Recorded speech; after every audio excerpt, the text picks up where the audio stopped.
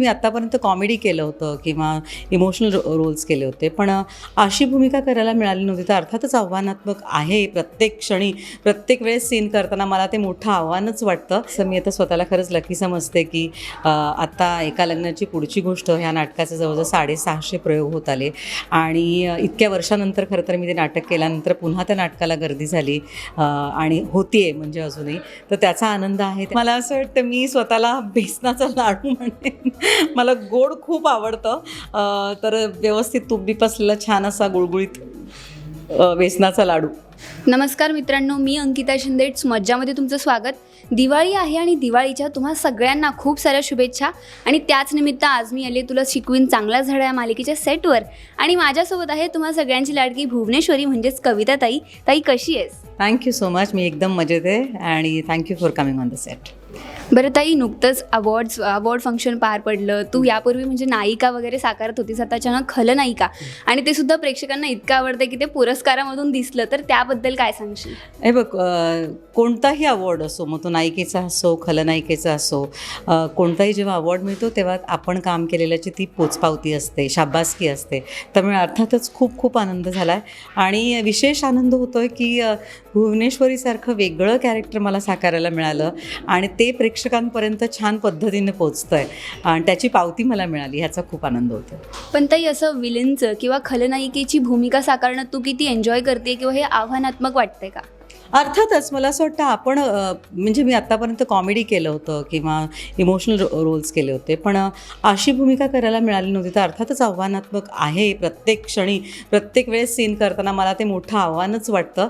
तर ते आव्हानात्मक आहे आणि म्हणूनच मला असं वाटतं ती जी मनातली हुरहुर आहे ती महत्त्वाची आहे आणि ती हुरहुर असली की मला वाटतं की आपलं काम चांगलं होतं. ताई, मला असं वाटतं की तू प्रेक्षकांची लाडकी अभिनेत्री आहेस, कारण तुझ्या नाटकांनाही ते गर्दी करतात, मालिकेवरही प्रेम आहे. तर ही भूमिका साकारत असताना त्यांच्याकडून काही प्रतिक्रिया आल्यात का? आणि आल्या असेल तर तुझ्या लक्षात राहिलेली अशी प्रतिक्रिया कोणती आहे? म्हणजे खरंच तू म्हणालीस असं मी आता स्वतःला खरंच लकी समजते की आत्ता एका लग्नाची पुढची गोष्ट ह्या नाटकाचे जवळजवळ 650 प्रयोग होत आले आणि इतक्या वर्षानंतर खरं तर मी ते नाटक केल्यानंतर पुन्हा त्या नाटकाला गर्दी झाली आणि होतीये म्हणजे अजूनही. तर त्याचा आनंद आहे. त्याचबरोबर आता भुवनेश्वरीसारखं पात्र मी झी मराठीवर साकारते, त्यालाही छान रिस्पॉन्स मिळतो आहे. तर त्याचाही आनंद आहे. अर्थातच आपल्या प्रेक्षकांनी आपल्याला जी पोचपावती दिलेली असते, शाबासकी दिलेली असते, ती फार महत्त्वाची आहे. म्हणजे मी परवा आमचा मध्ये पुण्याला प्रयोग झाला आणि पुण्याला प्रयोग असताना मी एंट्री घेते ऑडिटोरियममध्ये आणि म्हणते की तुम्ही मला ओळखलत का? तर प्रेक्षक ओरडले, भुवनेश्वरी भुवनेश्वरी. तर मला असं वाटतं की ही पोचपावती आहे की आपण करत असलेली भूमिका प्रेक्षकांपर्यंत पोचते. तर छान वाटतं.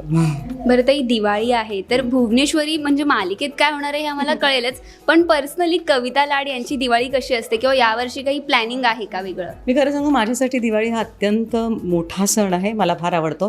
ह्या वर्षी अर्थातच भुवनेश्वरी हे पात्र साकारत असल्यामुळे डेली सोप्सचा जो काही ग्राइंड असतो त्यामुळे खरं सांगायचं तर वेळ मिळत नाही आहे. सुट्टी अर्थातच मी घेणार दिवाळीची, आम्हाला ती नक्कीच असेल.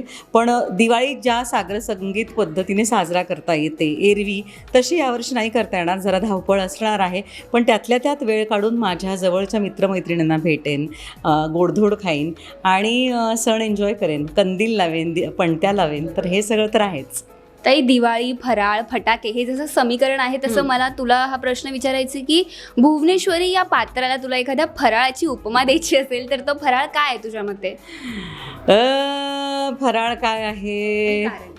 मला असं वाटतं चकली असावी का?